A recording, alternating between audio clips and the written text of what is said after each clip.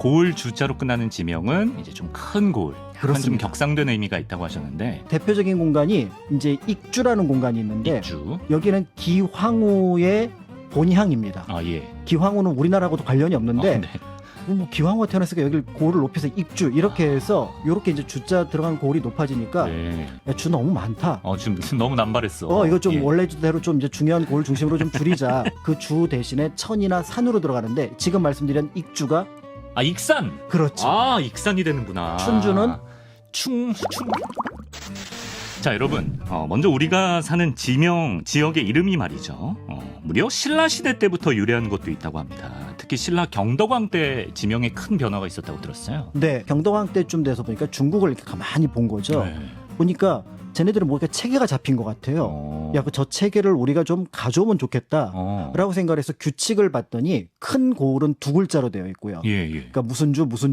아 주로 끝나더라. 그렇게 되어 있고 예. 작은 고을들 같은 경우는 무슨 현, 무슨 군 해서 현, 군을 포함해서 세 글자로 되어 있는 거예요. 네. 요렇게 해서 지명을 좀 바꿔보자. 그래서 사실은 이제 신라 영토 안에 있었던 지역, 지금의 충청도, 전라도, 경상도 일대의 지명들을 네. 바꾸게 됩니다. 이제 이때 등장했던 게 예를 들어서 이제 명주, 명주? 하슬라, 실직. 하슬라. 그러니까 우리가 알고 있는 지금의 강릉 일대를 명주라고 했어요. 그렇죠. 강릉을? 굉장히 이름이 하슬라도 이쁘고 명주도 이쁘고 하슬라 예뻐. 예, 지금의 강릉도 이쁘고 다 네. 이쁜데요. 네. 어쨌든 이런 식으로 한번 바꿔봐서 큰 고을 이름 이렇게 바꾸고 야, 저기는 이렇게 강의 동쪽에 있는 동네네 하동현이라고 부르자. 하동군. 지금 하동군. 예, 그러니까 그 섬진강의 동쪽을 가리켜서 하동이라는 이름이 그렇군요. 붙었거든요. 네. 그다음에 저기는 섬이 남쪽 바다에 있네. 네. 남해현. 요런 식의 지명들이 그때 등장을 해서 예. 실제로 그때 썼던 지명들이 굉장히 지금도 많이 남아있게 되고 네. 요 지명이 이제 어떻게 보면 모범이 돼서 그 이후에 우리 역사에서는 큰 고을은 두 글자, 그러니까 작은 고을은 한 세 글자. 세 글자. 이렇게 이제 이름이 붙었다고 보시면 될 것 같습니다. 참고로 이게 얼마나 오래된 지명인 거냐면 이 경덕왕이 조금 생소하실 수가 있는데 우리가 흔히 에밀레종이라고 알고 있는 성덕대왕 신종의 그 성덕왕의 아들이 이제 경덕왕이기 때문에 거의 한 1200년 전에 바뀐 지명이 지금까지 이어져 오는 경우가 있다. 그렇습니다. 이 경덕왕은 신라의 세종대왕쯤으로 알려져 있습니다. 그렇습니까? 그래서 과학 문물이 굉장히 발달했고 그런 면에서 우리가 알고 있는 불국사 석굴암. 경덕왕 때예요? 경덕왕 때예요. 아, 그래요? 그러니까 이 불국사를 보는 순간 야, 저 불국사계의 역사만큼이나 우리 동네 이름이 오래되었구나. 이렇게 보신다면 말 되네. 쉽게 이해를 하실 수가 있습니다. 그 이제 큰 마을 같은 경우에는 이제 주로 끝나는 두 글자 지명이 많이 나왔다고 하셨는데 이제 전북의 무주라든지 경북 상주 이런 지명도 다 이때 생긴 거군요. 예를 들어서 어느 지역 이렇게 뭔가 이렇게 바운더리를 잡으려고 하니까 네. 그런데 마침 당나라에서 보니까 도라는 길도자를 써서 네. 이렇게 묶는 거예요. 우리도 한번 묶어보자. 예. 그러면서 우리나라에서도 이쪽은 한번 묶어보자. 그런데 여기 제일 큰 고을이 뭐지? 네. 상주, 경주? 경상도네. 그럼 여기는 경상도라는 이름을 지어서 묶어보자. 이 지역에서 가장 오래된 고을은 어디지? 전주, 나주? 그러면 전라도네.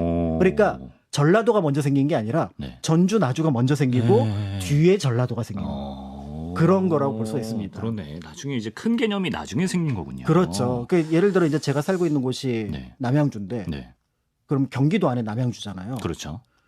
경기도 역사보다 남양주 역사가 더 오래됐습니다. 그렇네요. 예. 네. 그러니까 양주라고 하는 도시는 고려 태조 때 이미 등장을 하거든요. 예. 그런데 이 양주라는 지역을 포함해서 나중에 도읍지 주변은 경기라고 따로 묶어요. 서울 경자에다가 서울을 둘러싸고 있는 땅을 기라고 하거든요. 저 항상 경기도가 궁금했어요. 경기도만 이게 연상이 안 돼서. 그렇죠. 네. 이게 경기는 특별한 의미를 갖고 있어요. 서울 주변 지역. 서울 주변. 그러니까 개성이 서울일 때는 개성 주변, 그다음에 한양이 주변일 때는 한양 주변을 경기라고 얘기를 하는 거고, 만약에 우리 도읍지가 뭐 부산이 된다. 네. 그럼 경상도 거기가 일대가 경기가 되는 거예요. 그러니까 수도권이네요. 수도권. 수도권. 네, 이렇게 보는 건데 요런 이름으로 있었다가, 그러니까 양주라는 이름이 먼저 있었다가 시간이 지나서 요 동네 가장 대표 도시가 양주 광주예요. 예. 처음엔 양광도라고 불렀어요. 경기라고 부르기 전까지는. 그래. 양광도. 예. 야. 그러다가 나중에 이 지역을 네. 경기도로 하자라고 하면서 경기라는 이름이 본격적으로 등장을 했지만 네. 실제로 경기라는 지역보다는 양주, 광주 이런 표현을 많이 썼습니다. 근데 이제 아까 이제 주로 끝나는 고을 주자로 끝나는 지명은 이제 좀 큰 고을, 약간 좀 격상된 의미가 있다고 하셨는데 나중에는 이 중에서도 좀 몇 개 바뀌는 게 있다고 들었어요. 그렇죠. 네. 이제 고려 때 처음에 이제 성종 때 우리가 알고 있는 12목 이런 거 국사 시간에 배운 거 기억하실 텐데 이 12목이 주에 해당하는 동네거든요. 충주목 뭐 이런 식으로 나주목 이렇게 이름이 붙였는데 이 주자가 들어가 있는 게 고을 주자인데 요 주자가 들어가면 고을 격이 굉장히 높다는 뜻이에요. 네. 그런데 이 주 인플레이션이 걸립니다. 주 인플레이션은 뭐예요? 뭐 예를 들어서 왕실에 뭐 어머니가 태어났던 거, 왕의 어머니, 왕의 외갓집이 태어난 곳도, 그 다음에 왕비의 예를 들어서 뭐 친정 아버지가 태어났던 곳 이런데 다 주를 붙여요. 그러니까 대표적인 공간이 이제 익주라는 공간이 있는데 여기는 기황후의 본향입니다. 기황후는 우리나라하고도 관련이 없는데. 뭐 기황후가 태어났으니까 여기를 고을을 높여서 익주 이렇게 해서 이렇게 이제 주자 들어간 고을이 높아지니까 조선 건국하고 나서 이제 건국의 이제 통치자들이 행정구역을 개편해야 되잖아요. 야, 주 너무 많다. 지금 너무 남발했어. 이거 좀 원래대로 좀 이제 중요한 고을 중심으로 좀 줄이자. 그러니까 이제 여기 이제 원칙을 두어서 그렇다면은 이 주가 들어가는 고을 가운데 예전에 격이 높지 않았던 고을은 천이나 내천자나 그다음에 매산자를 넣어서 이름을 바꾸자. 다시 격하. 그래서 수십 개의 고을이 다시 그 주 대신에 천이나 산으로 들어가는데 지금 말씀드린 익주가 익산. 그렇죠. 익산이 되는구나. 춘주는 춘천. 이런 방식으로 지금의 또 행정구역으로 변화하는 과정을 거치게 되는 거죠. 자, 이제 신라가 멸망하고 고려가 건국돼서 좀 고려 때 이제 지명이 변한 케이스도 있다고 하는데요. 몇 개 특이한 지명이 이때 생겨났다고 들었어요. 그렇죠. 이제 아무래도 그 전근대 역사에서 중요한 지명은 바로 이제 군사적인 지명이라고 볼 수가 있는데 이제 군사적으로 동서남북 방향을 지키는 특별한 어떤 군사 도시를 설치를 합니다. 여기를 이제 안동, 안남, 안서, 안북 이런 이름을 붙여요. 편안한 안자를 써서. 안동이 확 들어오네. 그렇죠. 경북 안동? 경북 안동이 처음에는 김해에 있었습니다. 그러다가 경주로 옮겼어요. 그래요? 그런데 거기를 김해라고 부르지 않고 경주라고 부르지 않고 여기를 안동이라고 불렀던 거죠. 그러다가 점점점 내륙으로 와서 지금의 안동 지역으로 자리를 잡았는데 이 안동 지역이 그냥 멈춰버립니다. 군사시설이. 그러니까 자연스럽게 나중에 이 동네는 안동이라고 불렀던 거예요. 그러니까 안동은 어떤 특별한 지점을 가리키는 것이 아니라 군사시설을 가리키는 거였죠. 예를 들어서 안북 지역이 그대로 지명으로 남은 곳이 지금의 평안도 지역의 안주가 돼요. 그래요? 거기는 북이 빠지고 고을 주자가 들어간 거고 이런 방식으로 이름이 바뀌었기 때문에 이제 그렇게 보기도 하는 거죠. 일설에는 이제 나중에 태조 왕건이 이제 전투 과정에서 안동 지역의 도움을 받아서 동쪽이 편안해졌다. 그래서 안동이라는 이름을 붙였다. 이렇게도 알려져 있는데 두 개는 아마 서로 교차되는 부분이 있지 않을까 이렇게 생각을 하고요. 더 나아가서 나중에 이제 백제 견원이 이제 항복을 하잖아요. 그래서 이제 신검일당을 물리치러 저쪽 경상도 상주 쪽으로 가서 거기서 한판 싸우고 다시 이제 남쪽으로 황산이 있는데 그러니까 지금의 논산 일대로 밀어붙입니다. 그리고 나서 세상을 모두 평정을 하죠. 그런데 지금의 충청권을 쭉 돌아오면서 야, 세상이 편안해졌어. 천하대한.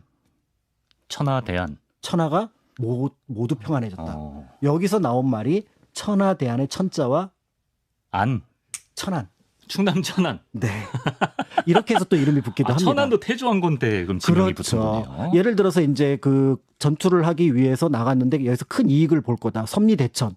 그래서 이자와 천을 합쳐서 이천. 이천도. 이익 이자거든요. 이런 어떤 또 고유한 어떤 왕과 관련된 지명들이 등장을 하기도 합니다. 이름 뜻이 굉장히 좋네요. 천안도 그렇고 이천도 그렇고. 그렇죠. 동쪽이 편안해졌다. 안동. 자, 조선시대로 한번 가보겠습니다. 조선시대 새로 생긴 지명 중에도 대표적인 곳이 있는데요. 여긴 제가 너무 좋아해서 매년 시간만 나면 가는 곳인데 경남 통영입니다. 통영. 근데 이제 여기가 1995년에 약간 논란이 붙습니다. 왜냐하면 여기가 통영군과 충무시가 있는 거예요. 그러니까 많은 분들은 이 충무라는 이름을 어떻게 잊을 수가 있느냐. 그러니까 이 충무시로 통합을 해야 된다. 무슨 말이냐? 통영이 더 오래되었고 그런데 이제 멀리서 바라봤던 수도권 분들은 네. 충무지.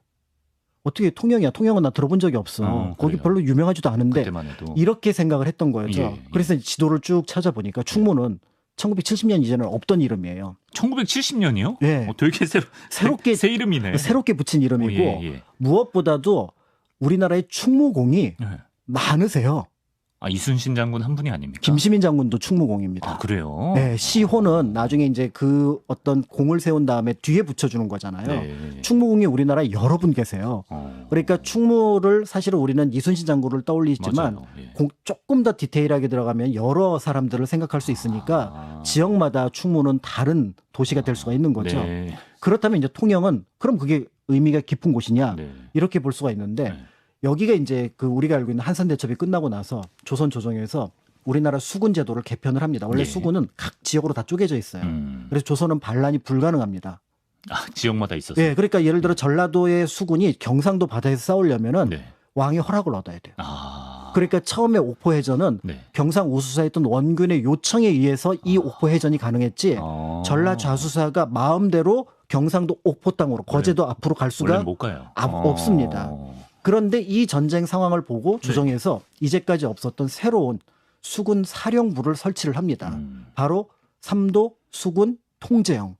삼도 수군 통제형. 전라도, 경상도, 충청도를 합치는 사령부를 설치하는데 예. 그 최초의 통제사가 네. 우리가 알고 있는 이순신 장군이 되는데 이 이순신 장군이 통제형을 설치한 곳이 바로 네. 처음에 한산도였고 1604년에 지금의 통영시에 네. 그거를 본격적으로 설치해서 200년 넘게 한 300년 가까이 이어지거든요. 네. 그러니까 동네 사람들이 여기를 부를 때 거기 어디 그랬더니 그 두룡포 이런데 두룡포 고성 잘 몰라요. 그 통제형 있는데. 그렇지. 그거 알지. 통제형. 부르기 힘들다. 두 글자로. 통영. 그래서 조선에 해군 사령부가 있던 곳. 네. 통영, 통제형은 어떤 의미에서 보면은 지명이 아니라 네. 관청명이었는데 네. 그게 지명으로 남았고 이게 랜드마크니까 사람들이 입에 많이 오르니까 지명이 됐어요. 예, 그러면서 자연스럽게 그러면 여기도 이순신 장군을 떠올릴 수 있고 이 도시의 특성은 어떻게 보면 이게 더 잘 드러내지 않느냐. 그래서 통영군하고 충무시가 합쳐질 때 통영시로 결정이 되었습니다. 야, 그렇군요. 사실 많은 사람들은 충무가 더 오래된 지명이라고 생각하는 분들도 계셨을 텐데 오히려 통영이 더 유서 깊은 그렇죠. 지명이었다. 네. 그리고 이제 신기한 사실이 있는데요. 이순신 장군이 활약했던 임진왜란 때까지만 해도 지금처럼 뭐 전라북도, 전라남도 이렇게 나누는 게 아니라 전라좌도, 전라우도, 뭐 경상좌도, 경상우도 이렇게 좌우로 나눴다는 게 사실입니까? 네, 좌우로 나눴는데 이거는 약간 편의적인 면이 있습니다. 그러니까 기본적으로 행정구역상으로 이게 명확하게 표시되어 있지는 않은데 네.